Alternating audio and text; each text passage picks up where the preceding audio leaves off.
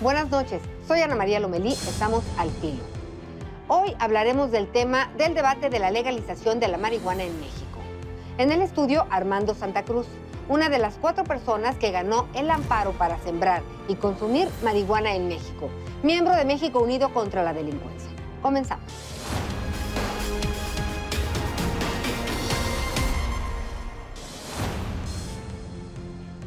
Bienvenido, Armando Santa Cruz, gracias por acompañarnos. No, hombre, gracias a ustedes por la invitación.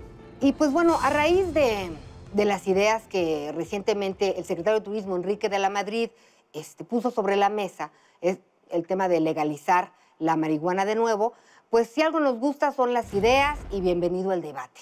Entonces, queremos platicar contigo porque, bueno, pues tú, entre otras cosas, junto con otras 3 personas, pasaste a la historia por ser los primeros en obtener un amparo pues para el uso lúdico y la siembra de marihuana, ¿no? Entonces, lo lograron, ya pasaron, bueno, 1 año, casi 2 años, y pues yo quiero que me platiques, ¿por qué decides tomar esta iniciativa hace un par de años? Mira, yo llevaba muchos años, fui de los cofundadores de México Unido contra la Delincuencia, una organización que fundamos para tratar de reducir la delincuencia violenta, o sea, los crímenes violentos, predatorios, en nuestro país que venían en ascenso. Y al paso del tiempo nos fuimos dando cuenta que cualquier cosa que hiciéramos en el aspecto que fuera de reforma legislativa orgánica de los MPs, de los jueces, etcétera, de los reclusorios, si no le entrábamos al tema de la política prohibicionista de las drogas, iba a tener muy poco éxito. ¿Por qué? Porque básicamente la conclusión a la que llegamos después de muchos años es que la prohibición de las drogas genera un mercado de una rentabilidad que no tiene ningún otro. Las drogas como mercado ilegal son mucho más rentables y más fáciles de traficar que cualquier otra actividad ilícita. Es decir, es muy cierto, mucha gente dice, es que los cárteles no solo se dedican a drogas, también se dedican a secuestro, extorsión, trata de blancas y demás, lo cual es totalmente cierto. Pero para que ganen en esos negocios lo que ganan en drogas, está muy difícil porque la logística de tener a una persona secuestrada, de secuestrarla, de negociar el rescate o de ejercer un esquema de extorsión generalizada y demás, es mucho más complicado que mover unos cuantos kilos de un producto que te deja rendimientos de 200, 300 o 500%. Entonces, la forma de quitar esta rentabilidad extraordinaria a estos productos es legalizándola y regulándola. Me encantó que dijiste para legalizar nuevamente la marihuana, porque a muchos se nos olvida que hasta principios del siglo XX todas las drogas eran legales. O sea, tú podías ir a la farmacia y comprar cocaína, heroína, marihuana, y sin embargo no había una crisis de adicciones. ¿Por qué? Porque lo que genera una crisis de adicciones no es que sean legales o ilegales, es la circunstancia de la gente. Las drogas son una expresión de una problemática personal, no son el problema, son la manifestación del problema. La realidad de las cosas es, si nosotros le damos un trato a las drogas como una mercancía peligrosa, pero como hay muchas mercancías peligrosas legales, y las regulamos, podríamos eventualmente, además de destruir el negocio ilegal, creo yo que ser más exitosos en la batalla contra las adicciones, como lo hemos sido con el alcohol, que es mucho, digo, con el tabaco, que es mucho más adictivo que la marihuana. A ver, pero bueno, está claro que bueno, la marihuana no deja de ser un elemento nocivo para la salud. Entonces, no es ir en contra de la salud pública. Mira, te voy a decir, cosas nocivas contra la salud hay miles.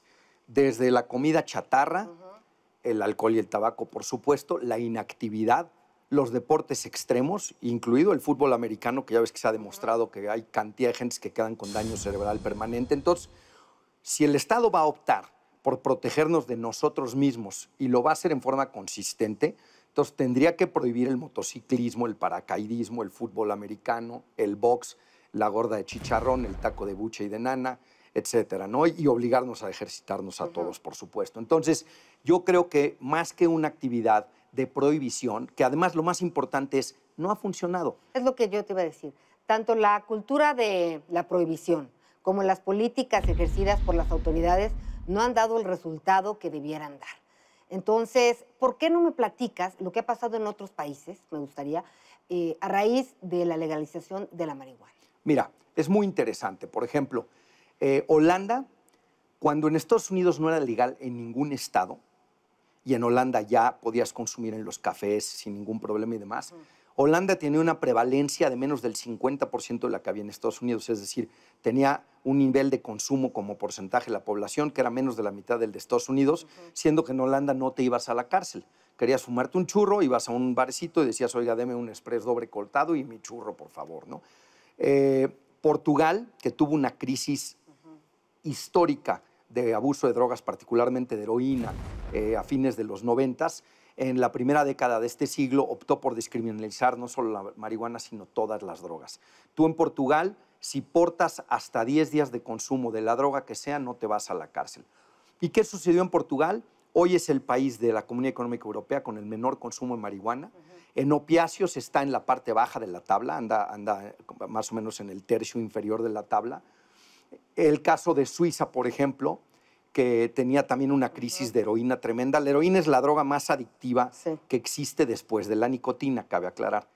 Y la heroína en Suiza estaba matando a mucha gente, estaba generando una epidemia de HIV y de hepatitis C, y estaba generando una bola de problemas de criminalidad. Y una presidenta muy audaz, que fue Ruth Dreyfus, optó por regalársela a los adictos y darles jeringas limpias y un lugar para que se inyecten. Contrario a lo que todos nos imaginaríamos, ¿qué crees que pasó? Desde que empezó ese programa, todos los años ha bajado el número de nuevos adictos, todos los años ha bajado el número de adictos existentes y prácticamente desapareció la muerte por sobredosis y el contagio de HIV. ¿Por qué? Porque hay un control. Cuando tú no controlas, cuando tú mandas a la ilegalidad algo, lo pones en manos del crimen organizado. Oye, y le platicaba a algunos compañeros pues que íbamos a tener esta plática contigo y me decían, bueno, pero que te cuente cómo han estado los pachangones. Y resulta que esto no ha sido así, ¿verdad? Porque si bien consiguieron el amparo, súper acotado, ¿no? Entonces, ni de fiestas ni hablamos. Pues mira, te podríamos hacer fiesta los 4 amparados porque no podemos compartirle a los demás. O sea, así quedó ¿cómo? el amparo. Entonces, ¿el amparo es como para qué? El amparo nos permite a los 4 que ganamos el amparo sembrar y consumir, pero no podemos compartirla y, por supuesto, venderla tampoco. ¿No? Ahora, lo que yo creo que es bien interesante es que en todos estos lugares que se ha liberalizado, como te digo, no ha habido una explosión de consumo, porque el consumo no viene...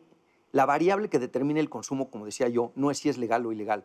Tú no te vuelves alcohólico porque es legal el alcohol, te vuelves alcohólico por otras razones, ¿no? Entonces, lo que hay que atacar son esas razones. Lo que pasa es que, claro, desde un punto de vista de política pública, son razones mucho más complejas que los políticos no les quieren entrar porque pues, no es una balita mágica. Y también quiero aclarar que la legalización no es la bala de plata que va a acabar con la delincuencia. Le va a dar un llegue muy importante y sí va a tener beneficios más allá de ese. Por ejemplo, déjame darte un dato que a mí me parece aterrador. 41%, según la encuesta de centros penitenciarios del CIDE del 2012, 41% de las personas que están en un centro de detención, una prisión federal, están ahí por posesión de 500 pesos o menos de droga, de gente que están por delitos de drogas. ¿Tú crees que alguien que traía 100 o 200 pesos, primero, era un traficante? Y segundo, ¿está mejor la sociedad metiéndolo 5, 10 o 15 años a la cárcel? O sea, un chavo que lo agarran con mota en la bolsa o con alguna otra droga. Puede ser un chavo que simple y sencillamente de repente usa droga. Lo metes 5 años a la cárcel y ahora sí tienes un criminal con doctorado, porque ya entró a la Universidad del Crimen, que son las cárceles de este país. Entonces, es absurdo. ¿Qué sentido tiene que los policías, en lugar de estar pescando violadores o extorsionadores o asesinos, estén afuera de los antros y las escuelas viendo a qué chavos se madrugan para llevárselo al bote porque lo encontraron fumando mota o usando alguna otra droga? Claro. ¿Qué es lo que pasa hoy día? Entonces la policía se distrae. Y fíjate que incluso en Estados Unidos los índices de impunidad en crímenes violentos como asesino o violación han subido por la guerra contra las drogas, porque los policías están distraídos con la guerra contra las drogas en lugar de estar concentrados en los violadores, en los asesinos, en crímenes que realmente afectan a la sociedad y sin que tengas tú una opción, porque quien usa drogas finalmente tiene la opción de usarlas o no usarlas. La persona que es violada o la persona que es asesinada no lo escogió, nunca optó por esa opción, ¿no?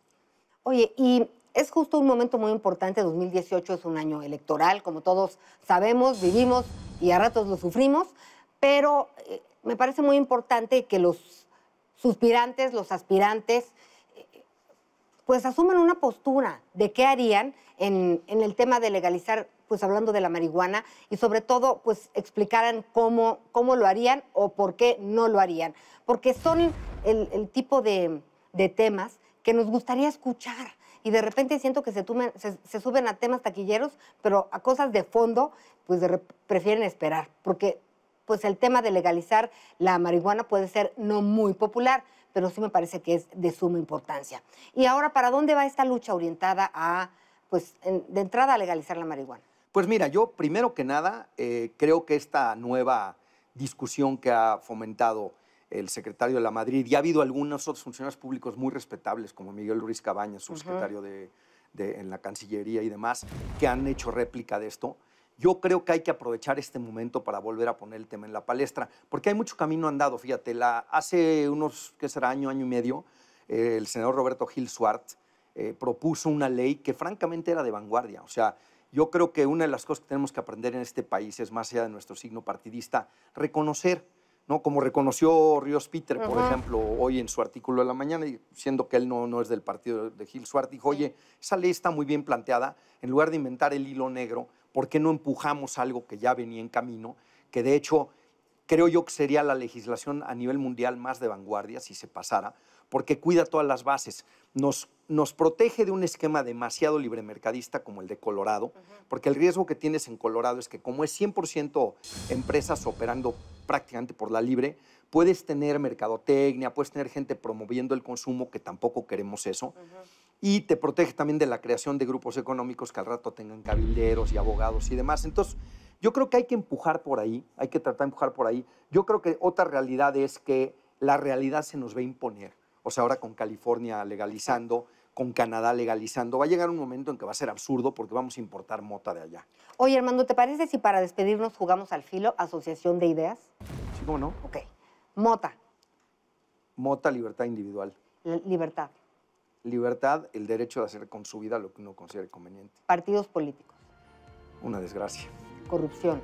Corrupción, el mal a erradicar en este país. Impunidad. Otro mal a erradicar en este país. Elecciones. Una oportunidad para que tratemos de cambiar el país. Sueños. Dejarle a nuestros hijos un país que sea más como el que quisiéramos que fuera. Deber ciudadano. Participar, sin duda alguna. Esperanza. Sí, sí la hay. México. Un país lleno de oportunidades, pero está en nuestra participación el que salgan esas oportunidades a flote, ¿no? Armando, muchas gracias por habernos acompañado. Y no te lo había podido decir en persona, pero la verdad, como ciudadanos tenemos una gran responsabilidad y a veces se nos olvida. Somos más criticones que nos atrevamos a proponer cosas. Entonces, la verdad, te admiro. Muchísimas gracias. Y estaremos en contacto. Claro que sí, a tus órdenes. Gracias. Y gracias a ustedes por habernos acompañado. Recuerden que tenemos una cita los jueves a las 22:15 por ADN 40. Que descansen.